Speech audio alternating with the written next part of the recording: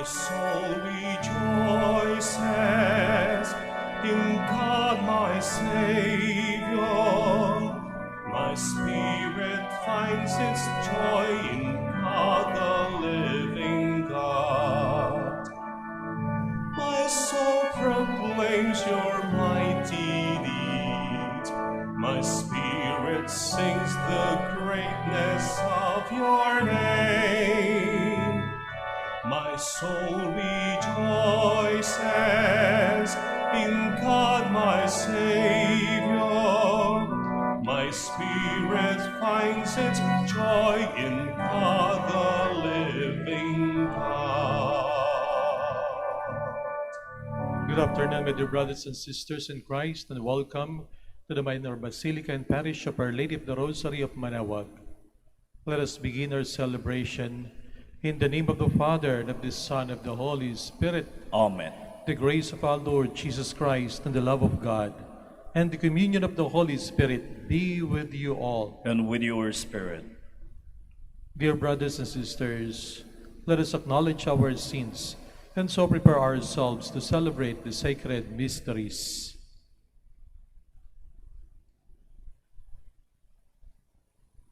I confess to Almighty God and to you, my brothers and sisters, that I have greatly sinned in my thoughts and my words, in what I have done and what I have failed to do, through my fault, through my most grievous fault.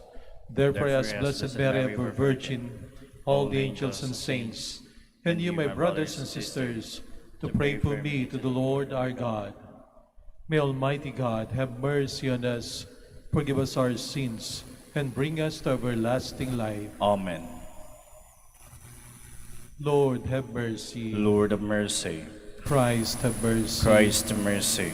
Lord, have mercy. Lord of mercy. Glory to God in the highest.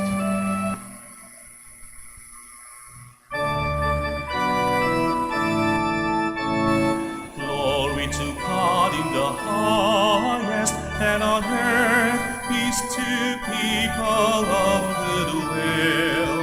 We praise you, we bless you, we adore you, we glorify you. We give you thanks for your great glory, Lord God, heavenly King, O God, Almighty Father. Lord Jesus Christ, only begotten Son, Lord God, Lamb of God, Son of the Father, you take away the sins of the world, have mercy on us. You take away the sins of the world, receive our prayer. You are seated at the right hand of the Father, have mercy on us. For you alone are the Holy One, you alone are the Lord, you alone are the Most High Jesus Christ, with the Holy Spirit, in the glory of God the Father. Amen.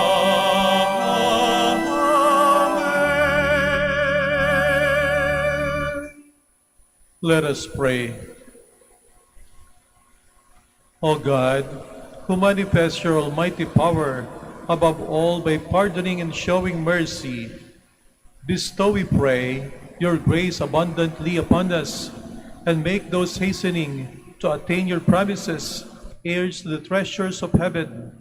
Through our Lord Jesus Christ, your Son, who lives and reigns with you in the unity of the Holy Spirit, God, forever and ever. Amen. Please be seated. Moses rejoices that, for the sake of Israel, God has given his Spirit to the 70 elders, including 2 at a distance. He then invites Joshua to welcome, not resent, this manifestation of God's generosity. A reading from the book of Numbers. The Lord came down in the cloud and spoke to Moses. Taking some of the Spirit that was on Moses, the Lord bestowed it on the 70 elders. And as the Spirit came to rest on them, they prophesied. Now 2 men, one named Eldad and the other Medad, were not in the gathering, but had been left in the camp. They too had been on the list, but had not gone out to the tent. Yet the Spirit came to rest on them also, and they prophesied in the camp. So when a young man quickly told Moses, Eldad and Medad are prophesying in the camp, Joshua, son of Nun, who from his youth had been Moses' aide, said, Moses, my Lord, stop them. But Moses answered him, Are you jealous for my sake? Would that all the people of the Lord were prophets? Would that the Lord might bestow his Spirit on them all. The word of the Lord. Thanks be to God. The precepts of the Lord give joy to the heart. The precepts of the Lord give joy to the heart. The law of the Lord is perfect, refreshing the soul. The decree of the Lord is trustworthy, giving wisdom to the simple. The precepts of the Lord give joy to the heart. The fear of the Lord is pure, enduring forever. The ordinances of the Lord are true, all of them just. The precepts of the Lord give joy to the heart. Though your servant is careful of them, very diligent in keeping them, yet who can detect failings? Cleanse me from my unknown faults. The precepts of the Lord give joy to the heart. From wanton sin especially, restrain your servant. Let it not rule over me. Then shall I be blameless and innocent of serious sin. The precepts of the Lord give joy to the heart. James strongly condemns the rich for their wanton lifestyle and their exploitation of the poor and the weak. Punishment is in store for them on the day of reckoning. A reading from the letter of St. James. Come now, you rich, weep and wail over your impending miseries. Your wealth has rotted away. Your clothes have become moth-eaten. Your gold and silver have corroded, and that corrosion will be a testimony against you. It will devour your flesh like a fire. You have stored up treasure for the last days. Behold, the wages you withheld from the workers who harvested your fields are crying aloud, and the cries of the harvesters have reached the ears of the Lord of hosts. You have lived on earth in luxury and pleasure. You have fattened your hearts for the day of slaughter. You have condemned, you have murdered the righteous one. He offers you no resistance. The word of the Lord. Thanks be to God. Please stand.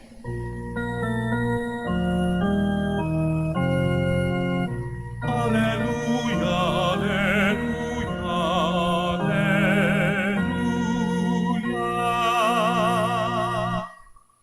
Your word, O Lord, is truth. Consecrate us in the truth. Alleluia, alleluia, alleluia.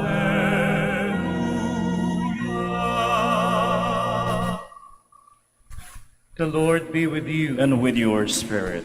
A reading from the Holy Gospel according to Mark. Glory to you, Lord.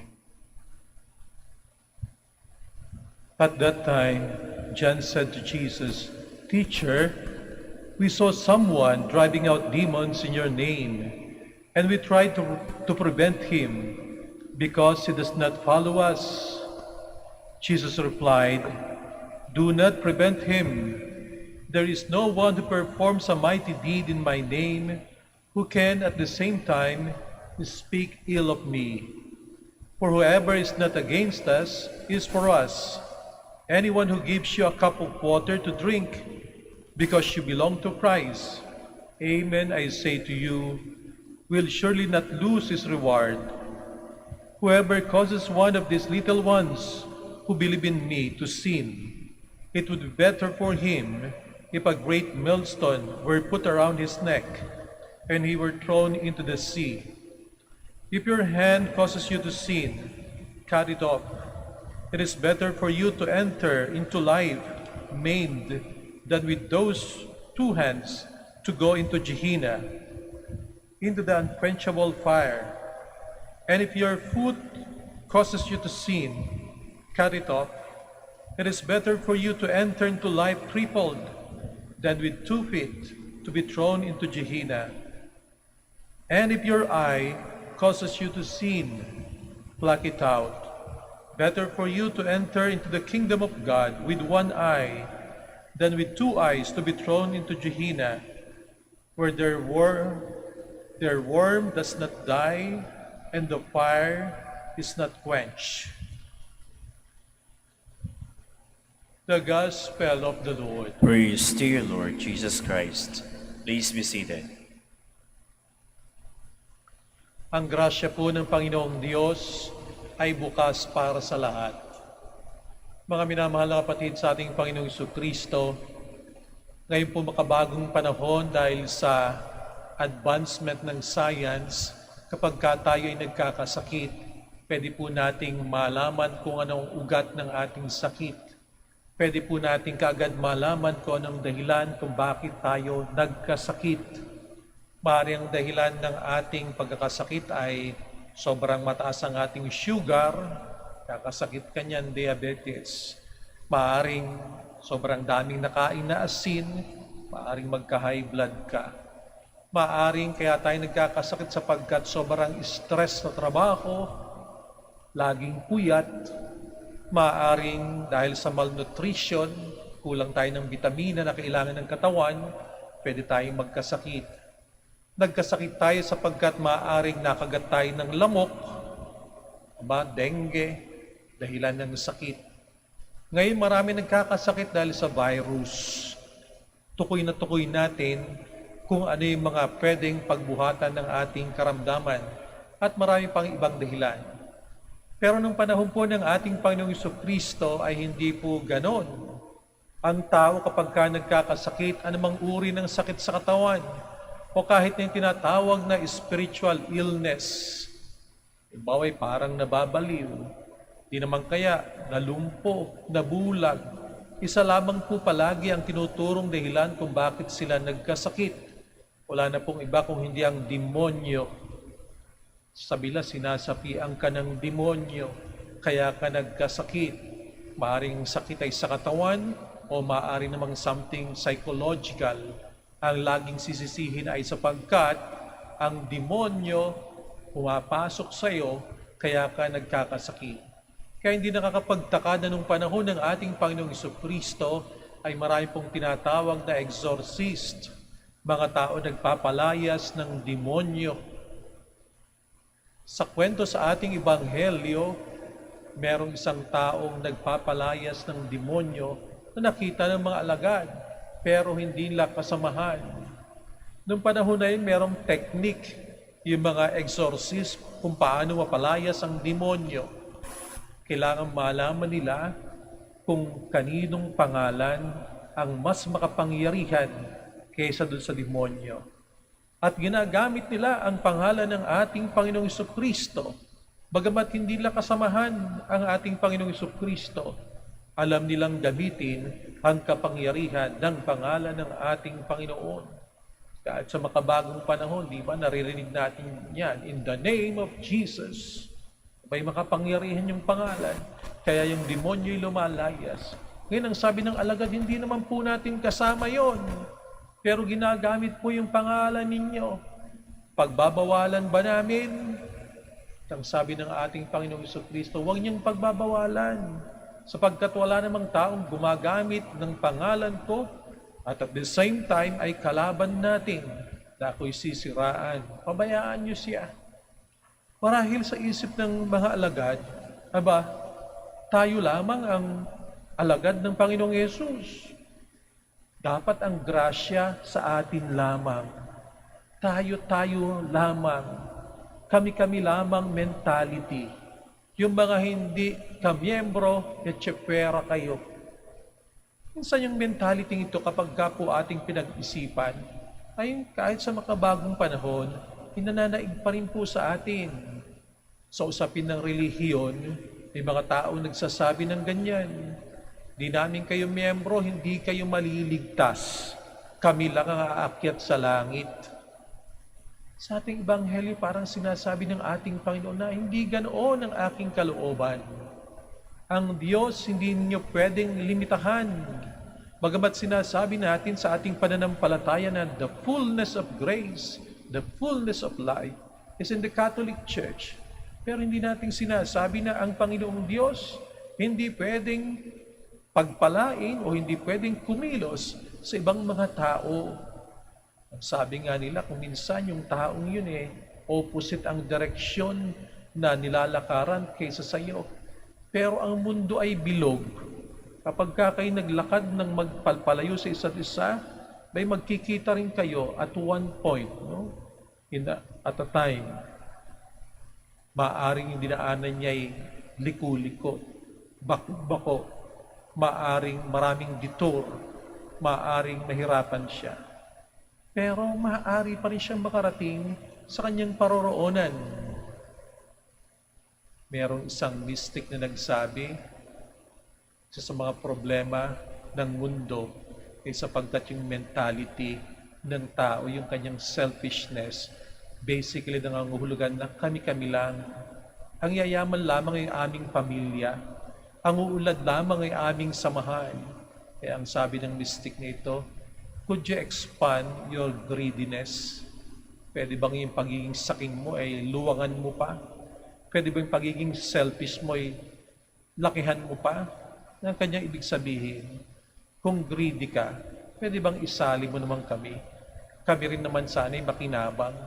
Alalahanin mo rin kami, isipin mo rin kami, palakihin mo yung pagiging greedy mo, kami rin ay yakapin mo. Para sa ganoon, kami rin ay makinabang.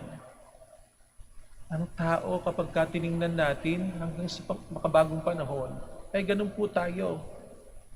Kapag meron kang kaaway, naiisip mo minsan na sana madapa siya, sana magkasakit, sana wag swertihin, sana ako lamang pagpalain. Hindi pa ako gumagawa ng masama sa kanya, minamalas na siya. Wala pa akong ginagawang hakbang para siya saktan. Ayun, nagdurusa na siya. Iba't parang iniisip natin na kami lang sana ang pagpalain ng Panginoong Diyos. Hindi po ganoon ang ating Panginoong Yesus. Hindi po ganoon ang ating Panginoong Diyos. Di utos sa atin na maging ang ating kaaway ay dapat nating ibigin. Sapagkat Panginoong Diyos nagpapaulan kahit sa masama. Nagpapasikat ng araw kahit doon sa hindi natin mga gusto. Parehong sumisikat ang araw at bumubuhos ang ulan sa masama man o sa mabuti. Sa sulat ni Pope Francis, Fratelli Tutti, sinasabi niya na sa mundong ito, maaring ang tao'y greedy, ang tao'y nagkakanya-kanya, pero merong alternatibong mundo. Pwede tayong gumawa ng bagong mundo sa pamamagitan ng universal brotherhood na lahat ay tuturing nating ating kapatid sapagkat isang ating Diyos, isang ating Ama, isang nais natin na mangyari sa ating buhay na tayo maging maligaya na makarating tayo sa kaharian ng Panginoong Diyos. Hindi madali, pero lahat ay inaanyayahan. Lahat ay mayroong pwedeng gawin. Sabi sa ating ebanghelyo, kahit yung bata, pwedeng magbigay ng isang basong tubig sa kanyang kapwa. Napakasimple po ng isang basong tubig. Pagka inisip natin, parang walang magagawa. Pero kapag isang tao'y uhaw na uhaw, hindi niya kailangan ng masarap na pagkain, hindi niya kailangan ng ginto, hindi niya ma-appreciate yung kung uhaw na uhaw siya, hindi niya ma-appreciate ang diamante, pero isang basong tubig, kapag uhaw na uhaw ka, naku, masasatisfied ka, talagang mapupuno yung pangangailangan. At yun ay kayang gawin kahit na ng bata, kayang gawin ng kahit na sino. Parang sinasabi sa atin ng ating Panginoong Jesucristo, lahat tayo merong magagawa sa pagpapalaganap ng paghahari ng ating Panginoong Diyos. Maaring maliit na bagay, pero sa bandang huli ng Ebanghelyo, sinasabi rin na yung masasamang bagay, nagsisimula rin sa maliit at dapat nating putulin. Kung ang kamay mo nagiging dahilan ng iyong pagkakasala, putulin mo. Sa mong paa, putulin mo. Mata mo, kunin mo. Di sinasabi ng ating Panginoong Jesucristo na literal, no? Na gano'n ang ating gagawin. Pagko sinasabi niya sa atin, merong mga hadlang sa ating buhay na nagiging dahilan kung bakit hindi nating maranasan kung ano yung pinakang mahalaga sa buhay natin. Ang pinakang mahalaga ay buhay, pero may humahadlang. Ang pinakang mahalaga ay pagsunod sa kalooban ng Panginoong Diyos, pero merong mga humahadlang. At maaaring yung mga humahadlang ay maliliit na bagay lamang. Halimbawa po'y bisyo. Nagsimula lamang sa isang stick ng sigarilyo, pero naging addict na sa yosi. Pag-inom, nagsimula lamang sa isang tagay, pero nga ay addict na sa alak. Maliit na bagay, maraming nagagawa. Virus, buong mundo ginulo, napakaliit din, hindi natin makita. Ang lamok, mas matindi pa kaysa sa ahas o sa buwaya. Sinasabing about 3 million people ang naapektuhan, kakasakit dahil sa lamok. Pero kakaunti lang siguro nakagat ng buwaya. Kakunti lamang natuklaw ng ahas, pero yung lamok na napakaliit, no, sa buong mundo, taon-taon, ang daming pinaparusahan. At sa buhay din natin, may maliliit na bagay na titingnan natin, maliit lamang, maaaring nagsimula lamang sa isang masamang salita. Pero ang laki ng idinulot na sama ng loob sa buhay natin. Sinasabi sa atin ng ating Panginoong Yesus, huwag nating mamaliitin.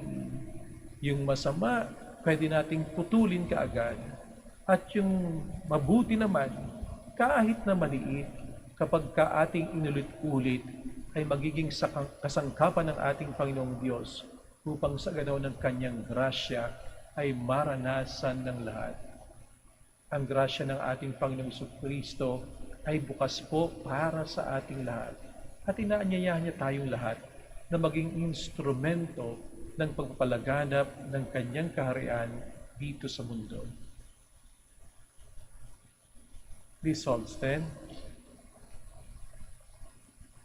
I believe in one God, the Father Almighty, maker of heaven and earth, of all things visible and invisible. I believe in one Lord Jesus Christ, the only begotten Son of God, born of the Father for all ages, God from God, light from light, true God from true God, begotten and not made, but substantial with the Father. Through him all things were made. For us men, for our salvation, came down from heaven, and by the Holy Spirit was incarnate of Virgin Mary and became man. For our sake he was crucified under Pontius Pilate, suffered death, was buried, and rose again on the third day, in accordance with the Scriptures. He ascended to heaven, and is seated at the right hand of the Father. He will come again in glory to judge the living and the dead, and his kingdom will have no end. I believe in the Holy Spirit, the Lord, the giver of life, who proceeds from the Father and the Son, who with the Father and the Son is adored and glorified, has spoken to the prophets. I believe in one holy, Catholic, and Apostolic Church. I confess one baptism for the forgiveness of sins. I look forward to the resurrection of the dead and the life of the world to come. Amen.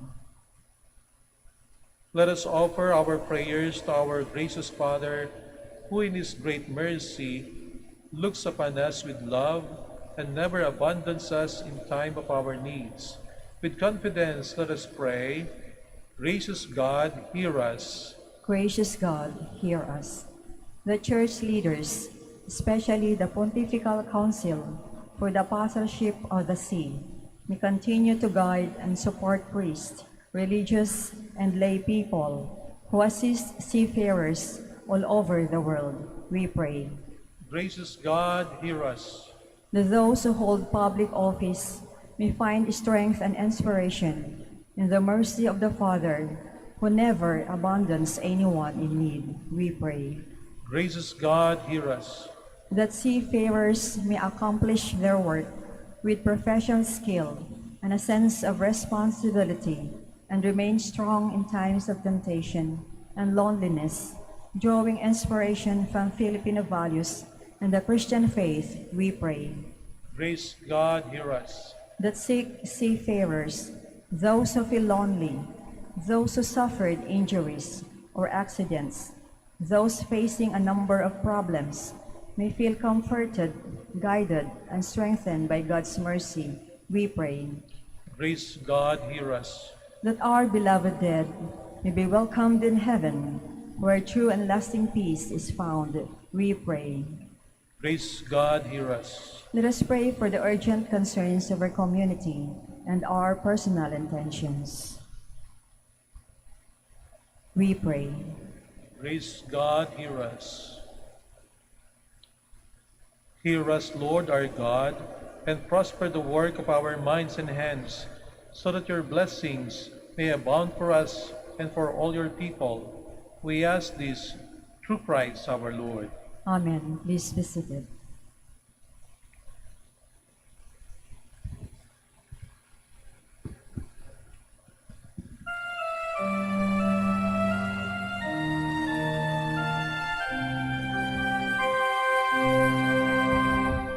Lord, we gather today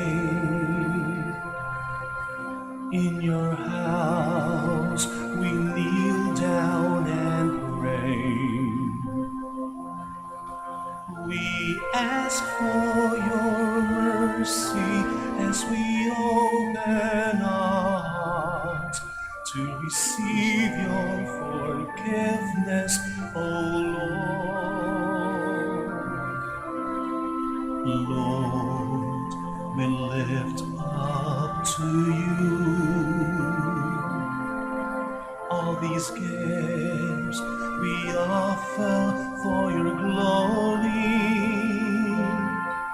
We will eat this living bread, we will drink this saving cup, and feel your presence, O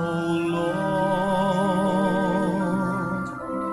As we offer this bread, and as we bring you this wine, bless them, Lord Jesus. Feed us now, give us life. Send us your Spirit, the source of our lives, and together we will serve you with love.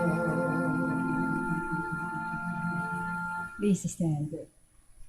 Pray, my dear brothers and sisters, that my sacrifice and yours may be acceptable to God, Almighty Father. May the Lord accept the sacrifice at your hands for the praise and glory of his name, for our good and the good of all his holy church.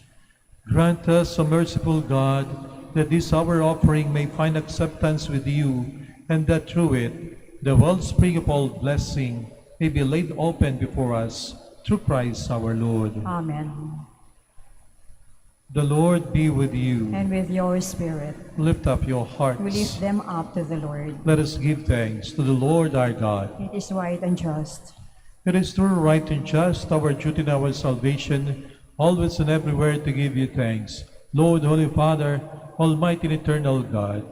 For we know it belongs to your boundless glory that you came to the aid of mortal beings with your divinity, and even fashioned for us a remedy out of mortality itself, that the cause of our downfall might become the means of our salvation through Christ our Lord.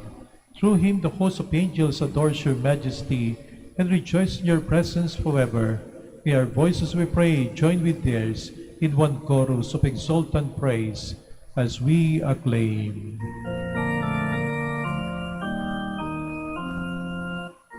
Holy, holy, holy, Lord God of hosts. Heaven and earth are full of your glory. Hosanna in the highest. Blessed is he who comes in the name of the Lord. Hosanna, Hosanna in the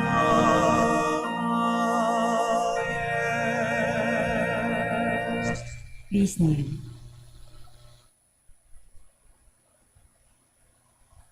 You are indeed holy, O Lord, the fount of all holiness.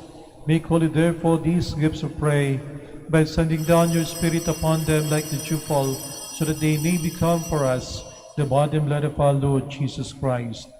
At the time he was betrayed and entered willingly into his passion, he took bread, and giving thanks, broke it, gave it to his disciples, saying, "Take this, all of you, and eat of it, for this is my body, which will be given up for you."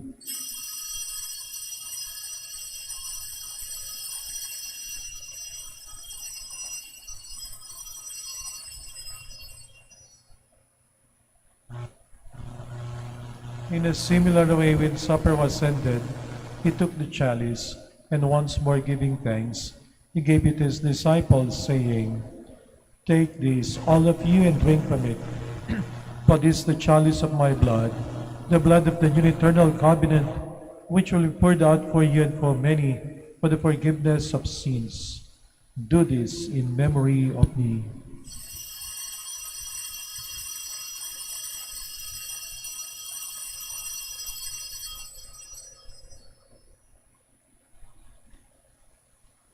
The mystery of faith.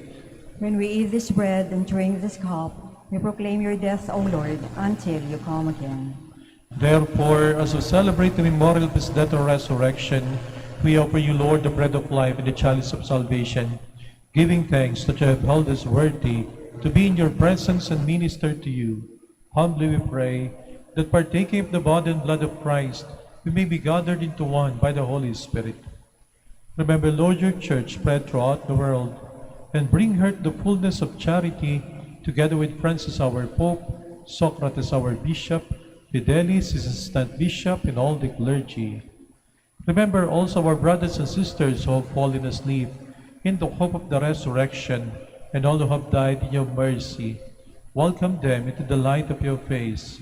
Have mercy on us all, we pray, that with the Blessed Virgin Mary, Mother of God, with blessed Joseph, her chaste spouse, with the blessed apostles and all the saints who have pleased you throughout the ages, we may merit to be co-heirs to eternal life, and may praise and glorify you through your Son, Jesus Christ. Through him, and with him, and in him, O God, Almighty Father, in the unity of the Holy Spirit, all glory and honor is yours, forever and ever. Amen. Please stand. Let us pray with confidence in the Father, in the words the Lord Jesus Christ taught us.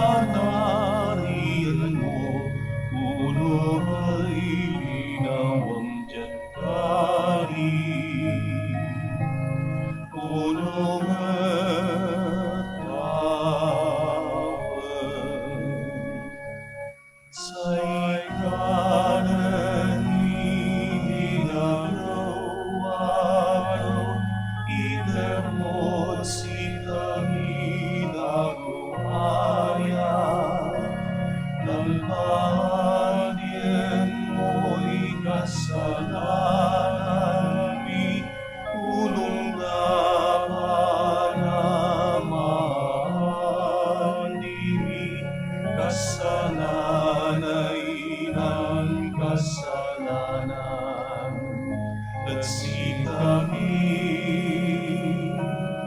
Anak mo kami, itaretukso,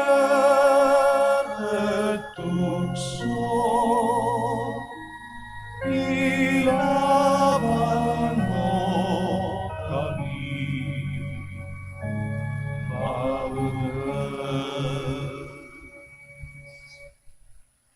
Deliver us, Lord, we pray, from every evil. Graciously grant peace in our days, that by the help of your mercy we may be always free from sin and safe from all distress, as we await the blessed hope and the coming of our Savior, Jesus Christ. For the kingdom, the power, and the glory are yours, now and forever. Lord Jesus Christ, who said to your apostles, "Peace I leave you, my peace I give you," look not on our sins, but on the faith of your church, and graciously grant her peace and unity in accordance with your will, who live and reign forever and ever. Amen. The peace of the Lord be with you always. And with your spirit. Let us offer each other the sign of peace.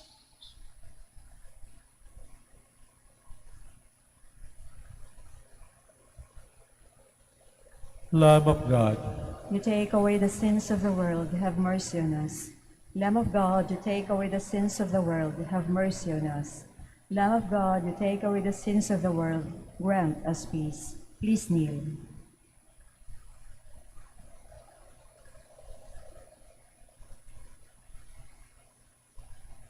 behold Jesus, the Son of Mary, the Lamb of God who takes away the sins of the world.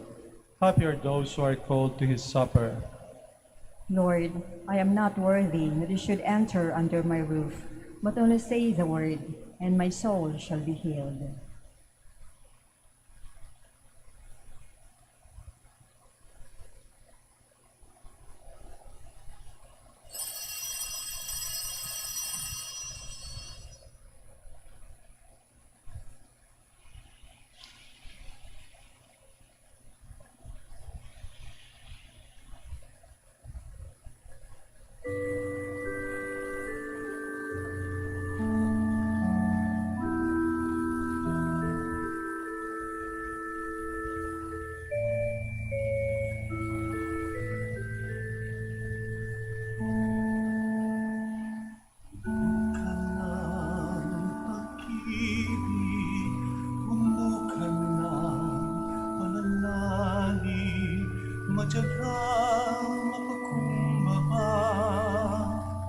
Masikasig sa kawang gawa, kaya ikaw ang napili sa lahat ng nilikha, upang dalhin sa sinapupunan ang anak na dakila. Kahit noon na ika'y nagkuluhan sa balita ng anghel, di nagpagtinag sa takot, bagkus ika'y sumunod. Narito ako ang alipin ng Panginoon.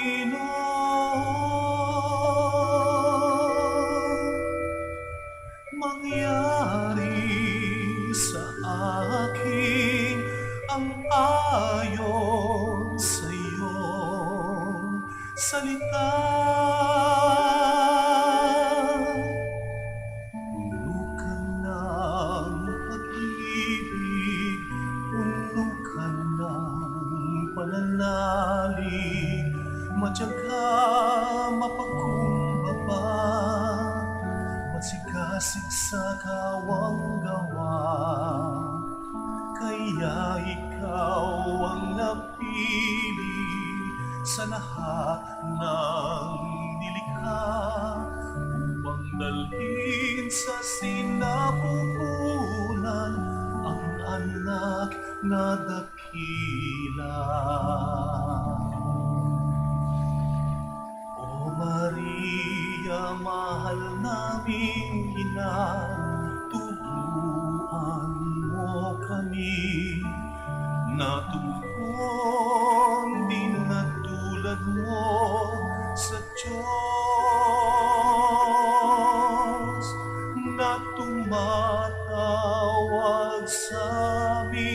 at sumunod sa Kanya. Malis din sana ang takot at tuluyan ng magtiwala.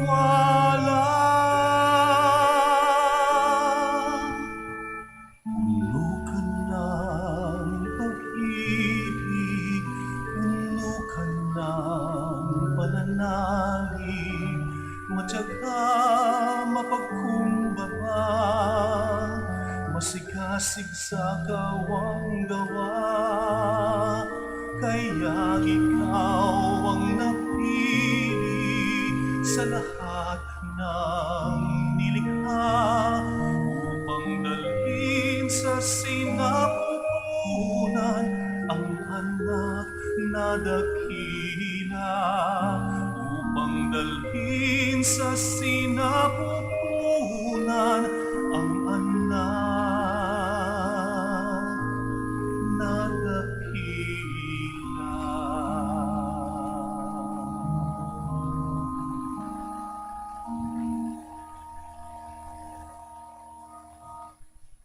Please stand.